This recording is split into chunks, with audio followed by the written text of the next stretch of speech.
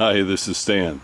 Well, you probably don't have a train like this running through your yard, but you do have a walkway, and you may have recently purchased this lighting kit from Home Depot, and maybe you experienced the same thing I did. I thought about even taking the kit back for a refund, but I think I have a way to solve the problem, so let's head into the shop and get busy.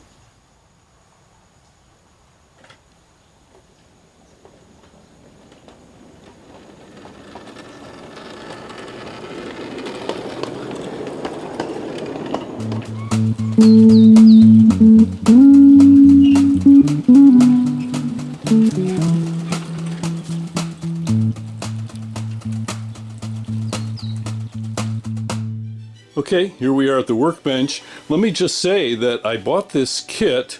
It has 6 lights. You can see them all laying on the bench here, and a small transformer and a daylight sensor. And it was very economical. It was about $100 for all 6 lights. And if you've tried to price one of these lights as a replacement, you can pay $30 or $40 per light when you go in there. So I got this kit thinking, well, this is kind of a bargain. In fact, I could light up one pathway with one kit and another pathway with another kit. It's not hugely expandable because it doesn't have a big transformer. But still, I thought, man, this is going to be perfect. After I got it installed, I came to the realization that it wasn't exactly perfect for me. So this is not a knock on this lighting kit or Home Depot. I'm glad it's a great price point, but here's the problem. Personally, I'm really into avoiding as much light pollution as possible. I have an interest in amateur astronomy, and this is a big problem with so many of our nighttime lighting shining up instead of down. So, and that's exactly the problem here. So let me show you what I'm talking about. These are kind of dirty, sorry, they've been out in the yard. And this is the original kit. Here's the lids kind of snap on, so they go on like that. And this is a kit that I've altered. And if this sort of thing is important to you, then I will show you how to do this. All right, so here are 2 of the lights with their lids taken off. They just snap off. And here's the stock light. They're okay lights. There's some drain holes in the bottom. We've got lenses on all 4 sides. And this little circuit board here contains the LED. So the problem for me is that the way this is designed, it simply shines the light up instead of down onto the sidewalk where it would do the most good. And in fact, this little LED is so bright that it's kind of annoying. It just sort of shoots right into my eye. I suppose if you just wanted a mood effect, you could get one with a little dancing flame and it would kind of look pretty and have its own effect. But I am not looking for that. I just wanted to light up the sidewalk and create some safe walkways at night if you have to go out to the garbage can or whatever. So I just didn't think about this when I bought the kit. And this was very, very disappointing for me. So I thought about, well, maybe I should take it back and get my money back or whatever, but I'd already put it in the ground. Well, let's rip it open and see if I could fix what's going on. So this is the stock version, and this is my version here. So let's take a close-up look at this. So here's my fix. I now have the circuit board up at the top of the light, shining down the way it should have been designed. I don't know why it was this way, but this is how I want this light to be on my walkway. I don't want the light shining up in my eyes. So let me show you how I did this, and we'll get busy, and I've got 5 more lights to do. Let me just say that this has nothing to do with electronics or soldering or any of that. This is strictly a mechanical fix. You can easily do this. I've got a small Phillips head screwdriver, some needle nose pliers. I've got some other pliers here.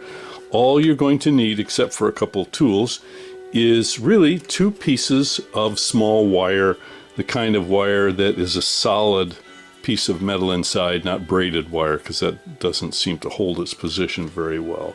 So I just have a bunch of this stuff laying around for various hobbies and that. Don't recommend you get a lot of caffeine going because it is a little bit fiddly. So to hold down on the finger shakes, let's go easy on the coffee. So the first thing we want to do is tear apart the original light kit. So let me show you how I did that.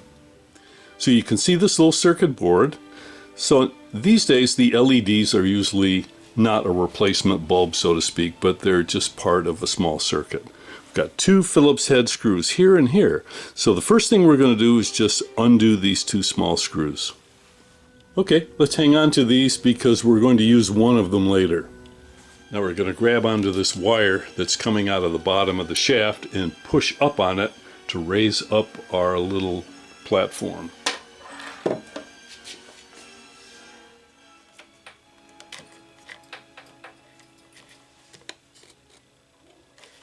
There we go.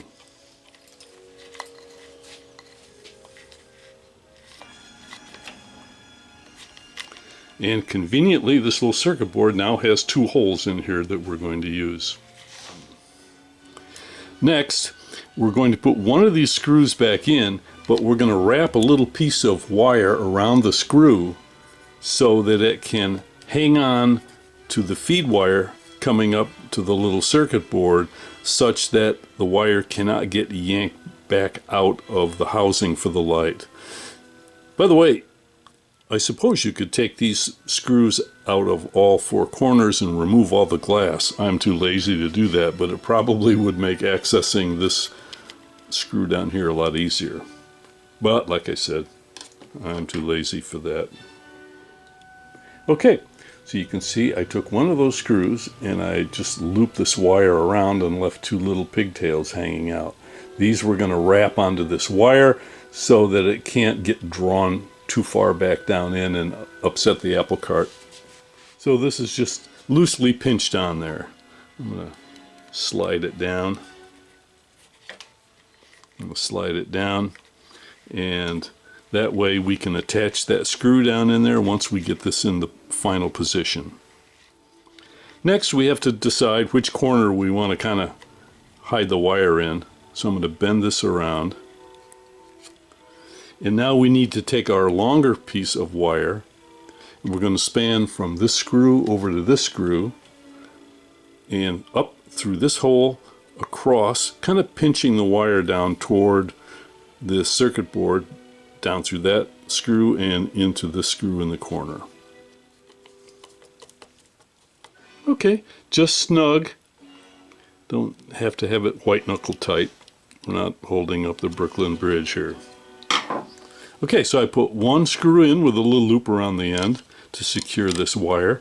So now let's thread this through our little LED circuit.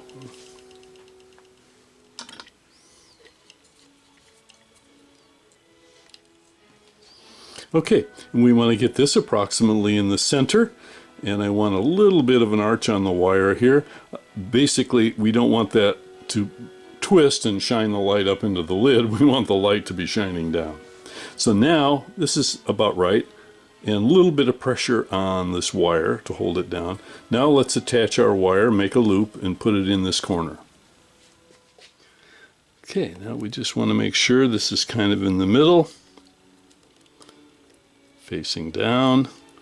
There's a little bit of room in the cap, as you can see here.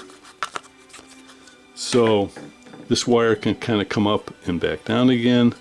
We want to trap it now down here in the bottom with that screw. So let's put that in. Okay, you can see our loop is maintained here, and if we tug on the wire on the bottom, it's not going to twist and pull on our light. Alright, well, I think that was pretty easy. The screws in here trapping our loop here so the loop doesn't get drawn down. Our circuit board is mounted upside down near the top with this straight wire going across and just holding this wire here, and I think we're good to go. The one downside would be we're going to use a little extra wire, obviously another 4 or 5 inches of wire, so you'll need to be a little closer to your feeder wire when you mount your light. If you've got a great distance to go, you may want to just splice in a little bit extra of this lamp cord, but I don't think I'm going to have that problem. Well, I've got 4 more of these lights to do, so let me get busy on the workbench here and I'll meet you back outside. Wow, what a difference. Look at how much light is splashing on the ground now. No real hot spots at the lights themselves. All the light is diffused, a little bit on the wall, but it's just a splash rather than all the light being directed up. Let me show you an example. So here's the before picture. You can see those bright spots on the light. Really affects the camera as well. And not that much going on the ground. And then back to the after picture. Wow, I am super happy with that. I'm going to call that a good win. Didn't have to spend any money, just a little elbow grease, just a few minutes in the shop really, and look at the difference. Anyway, hope this has been helpful for you. Thanks so much for watching. Really appreciate it. Hope you can join me next time right here on the Crow's Nest Railroad.